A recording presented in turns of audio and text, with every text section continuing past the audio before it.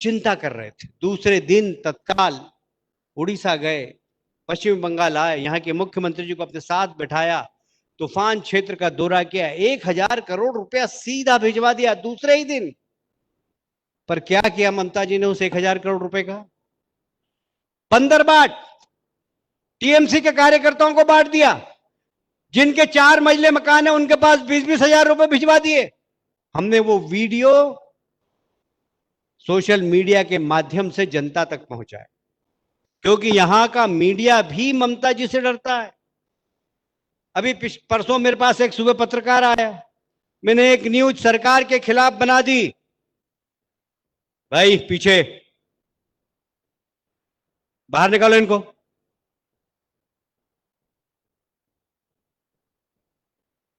परसों एक पत्रकार आया, क्यों, क्या हुआ?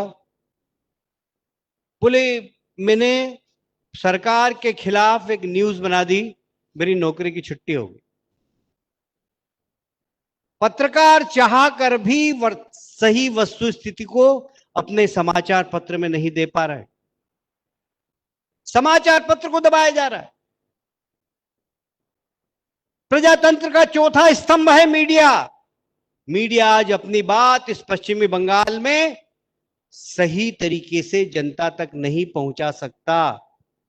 यह सरकार की दादागिरी है, यह सरकार की गुंडागिर्दी, और इसलिए सारे देश में प्रजातंत्र है। मोदी जी कहते हैं कि सबका साथ सबका विकास, पर यहां सबका साथ और सबका विकास नहीं। ये 30% लोगों की सरकार है, 30% लोगों की। 70% लोग इस प्रदेश के अंदर इस सरकार के प्रति आशा भरी दृष्टि से देखते रहते हैं। क्या कारण था कि 5 अगस्त जैसे महत्वपूर्ण दिन पर, जिस समय इस देश की श्रद्धा का केंद्र भगवान राम के मंदिर का शिलान्यास इस देश के यशस्वी प्रधानमंत्री अयोध्या में जाके कर रहे थे, यहां पर लॉकडाउन लगाया गया। और जब लॉकडाउन के लिए बोला गया था, जब मजाक उड़ाया गया।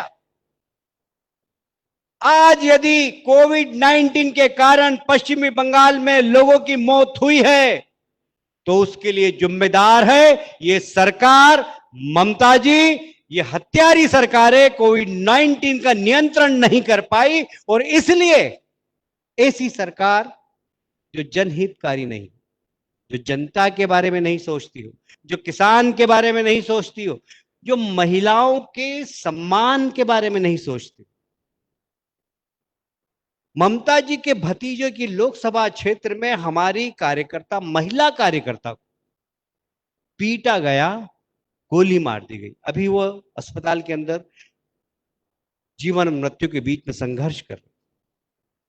सिलीगुड़ी में महिलाओं के साथ बलात्कार गया, सामूहिक बलात्कार हुआ। शर्म के कारण महिला ने आत्महत्या कर ली। महिला मुख्यमंत्री, महिलाएं सुरक्षित नहीं है।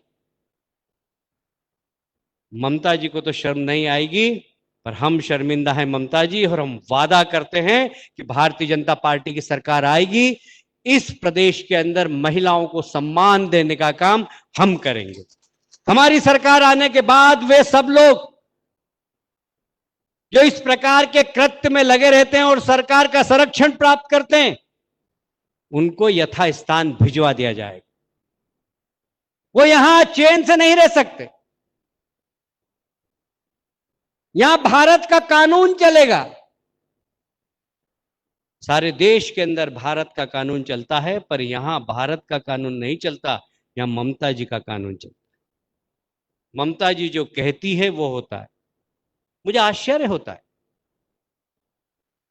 विधायक को फांसी पर लटका दिया जाता है,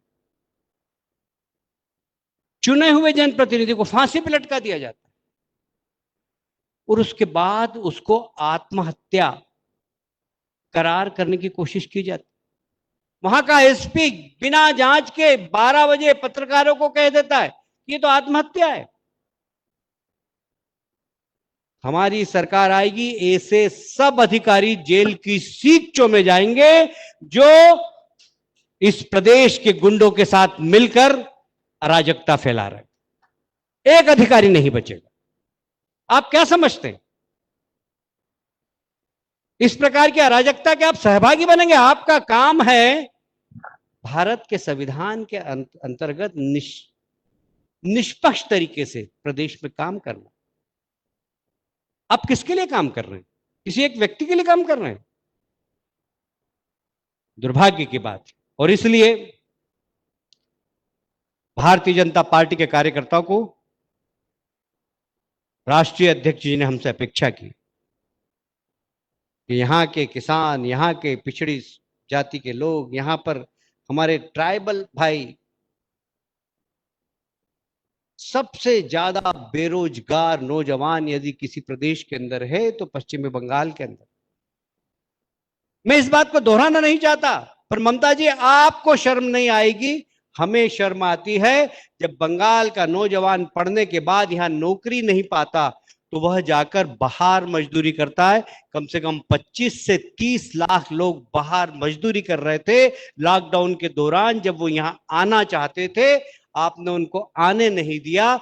मैं मध्य प्रदेश से हूं, हमारे प्रदेश के मुख्यमंत्री ने 3 ट्रेन लेकर वहां से रवाना किया बंगाल के हमारे मजदूरों को, पर आपने उस ट्रेन को कोरोना कुरियर्स कहा, कोरोना एक्सप्रेस कहा। उन मजदूरों की यहां पर चिंता नहीं की। वो रेलवे स्टेशन पर तो आ गए, किंतु उनके घर 200 किलोमीटर दूर, 300 किलोमीटर दूर जाने की कोई व्यवस्था नहीं, उनके भोजन की व्यवस्था नहीं की। यहां तक लाने की जवाबदारी मध्य प्रदेश सरकार ने की। मैं धन्यवाद देना चाहता हूं इस मंच के माध्यम से मध्य प्रदेश के मुख्यमंत्री शिवराज जी को, उन्होंने बंगाल के मजदूरों को यहां पर सरकार के पैसों से पहुंचाने का काम किया। पर यहां की निकम्मी सरकार ने स्टेशन से उनके घर तक ले जाने की कोई व्यवस्था नहीं की, उनके भोजन की भी कोई व्यवस्था नहीं की। वो स्टेशन पर भूखे प्यासे 2-2-3 तक रहे। हमारे कार्यकर्ताओं ने उनको घर तक पहुंचाने का काम किया। मैं धन्यवाद देना चाहता हूं भारतीय जनता पार्टी के कार्यकर्ताओं कि सरकार के लाख असहयोग के बाद भी जिस प्रकार आप लोगों ने कोविड के दौरान गरीबों की, असहायों की सेवा की है, मैं धन्यवाद देना चाहता हूं भारतीय जनता पार्टी के कार्यकर्ताओं। मैं विश्वास दिलाना चाहता हूं मित्रों, हम सब कार्यकर्ताओं को इस बात के लिए तैयार रहना है और इस बात का विश्वास दिलाना है प्रदेश की जनता को कि हां, हम सरकार बनाएंगे, प्रदेश का विकास करेंगे। वो प्रदेश जिस जिस क्षेत्र में पिछड़ा हुआ है, मुझे याद आता है मेरा, आप सब जानते हैं मेरा विवाह कलकत्ता में ही हुआ। 35 साल पहले जब मेरा विवाह हुआ था यहां पर, तब यहां लोग नौकरी के लिए आते थे। इतना बड़ा औद्योगिकरण था पश्चिम बंगाल के अंदर, उद्योग थे। ममता जी आप 4 बार 5 बार इन्वेस्टर मीट कर चुकी है उद्योग डालने के लिए। बॉलीवुड के कमर हिलाने वाले को यहां पर लाकर सरकारी खजाने का पैसा बर्बाद किया आपने, करोड़ों रुपया, पर एक उद्योग नहीं लगा। और आपके मुख्यमंत्री बनने के बाद 1000 से ज्यादा छोटे बड़े उद्योग इस पश्चिमी बंगाल के अंदर बंद हुए हैं। लाखों लोग बंद होने से बेरोजगार हुए, आप रोजगार नहीं दे पाए। हम वादा करते हैं सारे बंद उद्योग चालू करेंगे और माननीय मोदी जी के नेतृत्व में यहां पर नए उद्योग भी लाएंगे, नए उद्योग भी लाएंगे। पश्चिम बंगाल का एक नया सिनेरियो हम देंगे। आप सोनार बंगला का सपना दिखाती हैं, हम सोनार बंगला बनाकर बताएंगे। ये पश्चिम बंगाल की जनता को हम वादा करते हैं। और इसलिए कार्यकर्ता बंधुओं, आपसे निवेदन, अपने आप को तैयार करिए इस बात के लिए कि हमें सरकार में आना है। जनता हमसे आगे है। मैं जहां जहां जाता हूं, जनता बोलती है कि जल्दी चुनाव कराइए और आप लोग सरकार में आइए, हम परेशान हो गए। प्रधानमंत्री जी प्रधानमंत्री आवास का योजना भिजवाते, पैसा भिजवाते हैं, उसमें इनको कमीशन चाहिए, कट मनी चाहिए। आप आश्चर्य होता है मुझे, एक ऐसा प्रदेश है यहां की मुख्यमंत्री को बोलना पड़ता है कि जिन जिन ने कट मनी ली है वापस करिए। ये कैसा प्रदेश है? मुख्यमंत्री बोलती है, और फिर वो इतने ईमानदार लोग कि कटमनी लेने के बाद वापस भी करते, वापस किए उन्होंने लोग। ऐसी ईमानदारी मैंने बेईमानी में ऐसी ईमानदारी कहीं नहीं देखी, कि बेईमानी में भी कितने ईमानदार, कि कट मनी ली तो रख ली, उसके बाद मुख्यमंत्री ने बोला तो वापस लौटा दी। ऐसी बेईमानी में ईमानदारी मैंने कहीं नहीं देखी। इस बंगाल को बचाना है, बंगाल को सोनार बांग्ला बनाना है, महिलाओं का सशक्तिकरण, उनके सम्मान की रक्षा करना है, बेरोजगार नौजवानों को रोजगार देना है, एक विकसित बंगाल बनाना, एक ऐसा बंगाल बनाना है जो घुसपैठियों के माध्यम से आतंकवाद इस प्रदेश और देश की आंतरिक सुरक्षा को खतरा पैदा कर रहा है, उससे इस देश को बचाना। इस देश की अर्थव्यवस्था को जिस प्रकार फेक करेंसी के माध्यम से प्रभावित करने के लिए इस सरकार के माध्यम से जो फेक करेंसी इस प्रदेश के माध्यम से देश में जा रही है, उससे इस प्रदेश को बचाना है, इस देश को बचाना। और इसलिए बहुत बड़ी जवाबदारी भारतीय जनता पार्टी के कार्यकर्ताओं के कंधों पर है। आज केंद्र हमसे बहुत बड़ी अपेक्षा कर रहा है। आज राष्ट्रीय अध्यक्ष जी ने हमसे अपेक्षा की, हम सब यहां से संकल्प लेकर उठे कि हम जब तक चैन से नहीं बैठेंगे, जब तक इस सरकार को उखाड़ के नहीं फेंकेंगे। इतना ही मुझे निवेदन करना था। बहुत बहुत धन्यवाद। भारत माता की जय।